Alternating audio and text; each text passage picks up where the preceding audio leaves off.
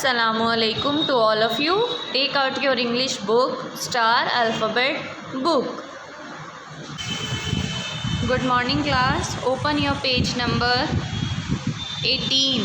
Page number 18.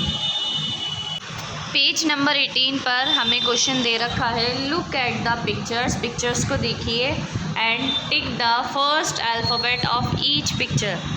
सामने हमें alphabets दे रखे हैं, 4 दे रखे हैं, 1 2 3 4। जो भी पिक्चर जिस अल्फ़ाबेट से स्टार्ट होती है हमें उस अल्फ़ाबेट पर टिक लगाना है।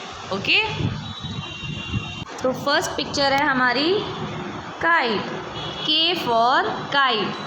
के फॉर काइट कहाँ है? ये रहे, तो हम इस पर टिक लगा देंगे। क्या लगाएंगे?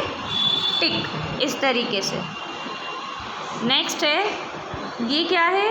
मैन, एम फॉर मैन, तो यहाँ पर हम टिक लगा देंगे।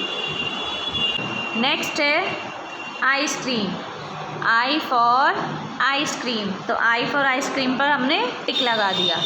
नेक्स्ट है पियर, पी फॉर पियर। नेक्स्ट है हमारा एन फॉर नेस्ट, तो एन फॉर नेस्ट पर टिक लगा दिया।